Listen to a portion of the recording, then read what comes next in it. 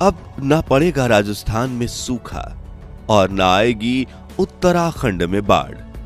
30 महानदियों को जोड़कर भारत रचेगा इतिहास। लेकिन क्या है नदी जोड़ो परियोजना? कैसे जुड़ेगी भारत की नदियां?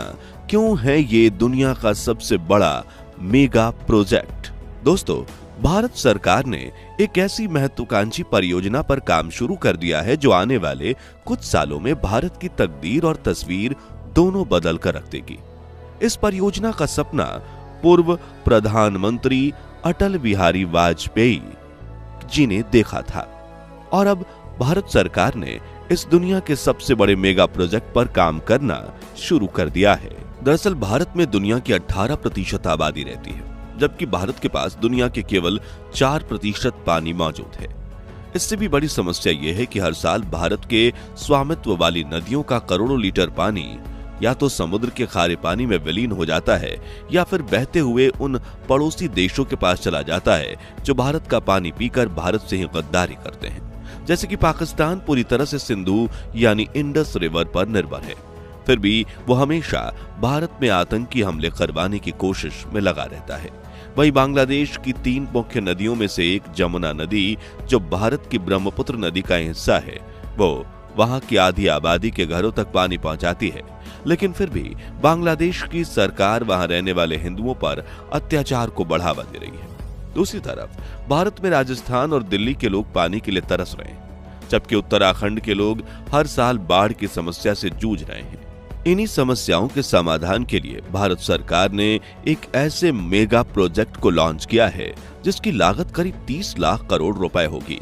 लेकिन इस परियोजना में निवेश किया गया है एक एक पैसा वसूल होगा, क्योंकि ये परियोजना न सिर्फ बाढ़ग्रस्त इलाकों में बाढ़ के पानी को रोकेगी और सूखाग्रस्त इलाकों में पहुंचाएगी, बल्कि बिना कोयले के हजारों मेगावाट बिजली भी उत्पन्न करेगी और देश को एक रेवोल्यूशनरी ट्रांसपोर्ट सिस्टम भी देगी। लेकिन ये नदी जोड़ो परियोजना आखिर क्या है? ये प्रोजेक्ट कैसे भारत की तकदीर बदलने की ताकत रखता है? और इस मेगा प्रोजेक्ट के first phase Ken Betwa river linking से हमें कौन से फायदे होंगे, जानेंगे इस वीडियो में।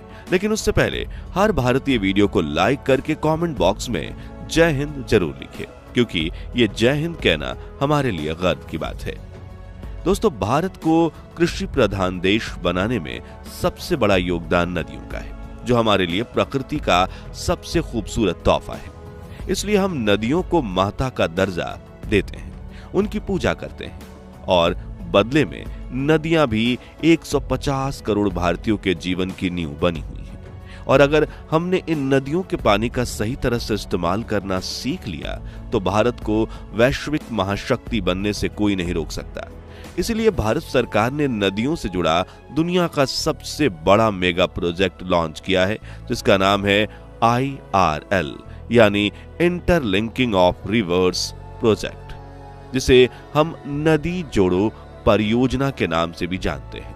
इस प्रोजेक्ट में भारत की 37 नदियों को 30 लिंक्स के माध्यम से एक दूसरे से जोड़ा जाएगा, जिसमें ओवरफ्लो होने वाली नदियों का पानी सूखी नदियों में पहुंच जाएगा, यानी बाढ़ भी नहीं आएगी और सूखा भी नहीं पड़ेगा। हालांकि ये काम कहने में जितना आसान है, करने में उतना ही कठिन। मगर इस प्रोजेक्ट में आने वाली चुनौतियों के बारे में जानने से पहले हम ये जान लेते हैं कि आखिर क्यों देश की आधी नदियां हमेशा ओवरफ्लो रहती हैं तो आधी बिल्कुल सूखी। दरअसल भारत में हर साल जून महीने में मानसून का आगमन होता है, जो करीब 4 महीने तक जारी रहता है। इस दौरान होने वाली बारिश से देश की ज्यादातर नदियां भर जाती हैं, लेकिन ये पानी लगातार बहते हुए समुद्र में जाकर बर्बाद हो जाता है। नतीजतन बारिश के 2-3 महीने बाद ही लगभग 50% नदियां सूखने लगती हैं, क्योंकि इनका मुख्य जल स्रोत केवल वर्षा ही है। वहीं गंगा, सिंधु और ब्रह्मपुत्र जैसी नदियां सिर्फ बारिश पर निर्भर नहीं है, बल्कि हिमालय में ग्लेशियर पिघलने से इन नदियों में साल भर पानी रहता है। हालांकि इन नदियों के आसपास रहने वाले लोगों के लिए सूखा भले ना हो, लेकिन उससे भी भयावह समस्या बाढ़ बनकर सामने आती है। ऐसा इसलिए क्योंकि ग्लोबल वार्मिंग और क्लाइमेट चेंज के कारण देश का औसत तापमान लगातार बढ़ रहा है, जिससे पहाड़ों पर बर्फ अधिक पिघलने लगी है। इसी वजह से कई बार ग्लेशियर झीलें ओवरफ्लो होकर करोड़ों लीटर पानी उत्तरी नदियों में छोड़ देती हैं। इसके अलावा बादल फटने की घटनाएं भी अब आम हो गई हैं। इन कारणों से पहाड़ी नदियों में जलस्तर इतना बढ़ जाता है कि उनके रास्ते में आने वाले गांव और शहर भयंकर बाढ़ की चपेट में आ जाते हैं। लेकिन क्या आपने कभी सोचा है क्या हो अगर इन नदियों के प्रवाह को संतुलित किया जा सके, यानी बाढ़ से पहले ओवरफ्लो हुई नदियों का एक्स्ट्रा पानी सूखी नदियों में भेजा जा सके, जिससे न सिर्फ बाढ़ की वजह से होने वाली जनहानि और मानहानि से देश की रक्षा होगी, बल्कि किसान खेती के लिए बारिश के पानी पर निर्भर नहीं रहेंगे और पूरा देश हरा भरा हो जाएगा। इतना ही नहीं, इस प्रोजेक्ट में डैम पर लगाए जाने वाले हाइड्रो पावर प्लांट्स और सोलर पावर प्लांट्स की वजह से देश में कोयले के बिना ग्रीन एनर्जी से इलेक्ट्रिसिटी भी प्रोड्यूस होगी, जिससे प्रदूषण का स्तर कम हो जाएगा। यही सपना देखा था भारत के पूर्व प्रधानमंत्री अटल बिहारी वाजपेयी ने, जिसे अब हकीकत बनाने की दिशा में पहला कदम बढ़ा लिया गया है। दोस्तों, नदी जोड़ो परियोजना का मुख्य उद्देश्य देश में जल संतुलन यानी वाटर बैलेंस को बनाए रखना है और इस परियोजना के लिए मिनिस्ट्री ऑफ जल शक्ति ने नीरा यानी national interlocking of river authority को स्थापित किया है और भारत सरकार द्वारा इस परियोजना को 3 चरणों में पूरा किया जाएगा। पहला चरण हिमालय क्षेत्र में है, जहां गंगा, ब्रह्मपुत्र और उनकी सहायक नदियों पर स्टोरेज डैम बनाए जाएंगे। इसमें गंगा और यमुना नदियों को जोड़ने के साथ साथ गंगा की पूर्वी सहायक नदियों को साबरमती और चंबल नदी तंत्र से जोड़ने की योजना है और इसी चरण की शुरुआत हो चुकी है। दूसरे चरण में प्रायद्वीपीय भारत की 16 नदियों को आपस में जोड़ा जाएगा। महानदी, गोदावरी और इसके अतिरिक्त पानी कृष्णा, कावेरी, पेन्नार और अन्य नदियों में वितरित किया जाएगा। आखिरी चरण में दक्षिण भारत की नदियों को पूर्वी भारत की नदियों से जोड़कर इस रिवर इंटरलॉकिंग प्रोजेक्ट को पूरा किया जाएगा। हालांकि इस प्रोजेक्ट में कुछ चुनौतियां भी हैं। सबसे पहली चुनौती है बजट। इस परियोजना में लाखों करोड़ों रुपए खर्च होने वाले हैं। इसके लिए सरकार को हर साल के बजट में इसे प्रथम प्राथमिकता देनी होगी। साथ ही प्राइवेट फंडिंग की भी आवश्यकता होगी, वरना यह प्रोजेक्ट पैसों की कमी के कारण अटक सकता है।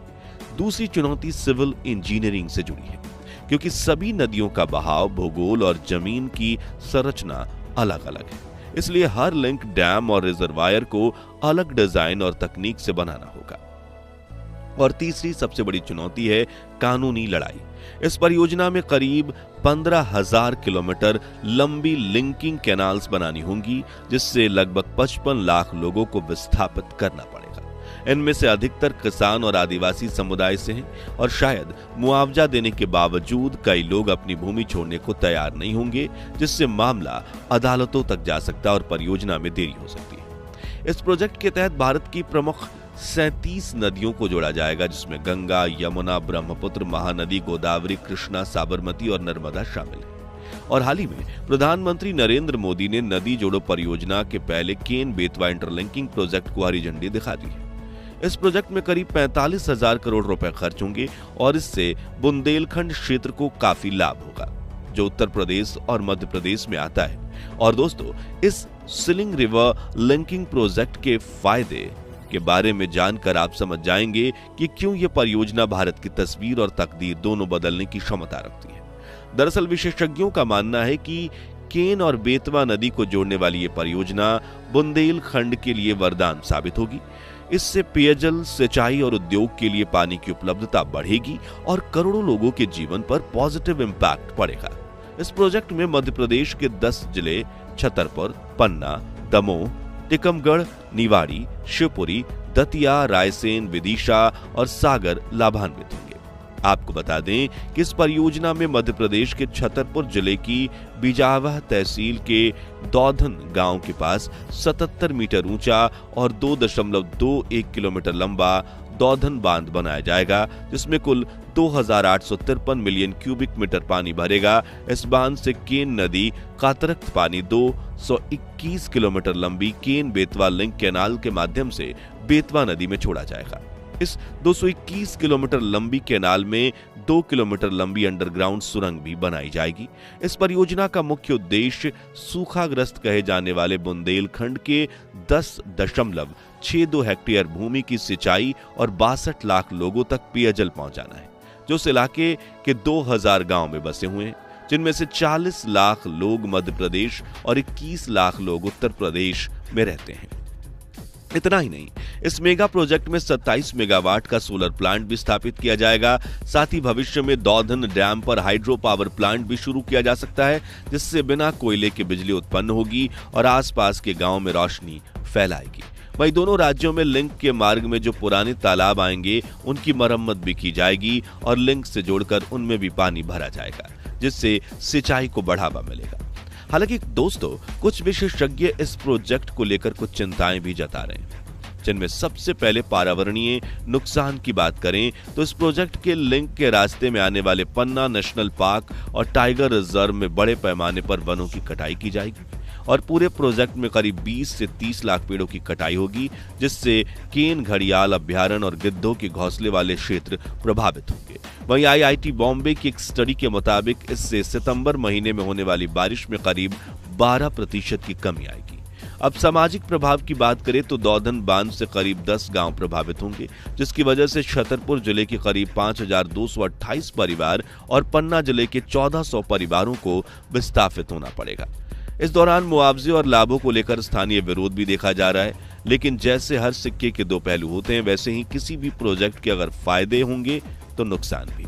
अब देखना यह है कि नुकसान के मुकाबले कितने ज्यादा फायदे होते हैं और रिवर लिंकिंग प्रोजेक्ट में फायदे काफी बड़े हैं। तो आज के लिए बस इतना ही। आपको भारत सरकार का महत्वाकांक्षी रिवर इंटरलॉकिंग प्रोजेक्ट कैसा लगा, कमेंट्स में बताइए। ये वीडियो अच्छी लगी हो तो इसे लाइक शेयर जरूर कीजिए और ऐसे इंपॉर्टेंट अपडेट्स के लिए हमारे चैनल को सब्सक्राइब करके पास वाली घंटी जरूर बजा दीजिए। जय हिंद, वंदे मातरम।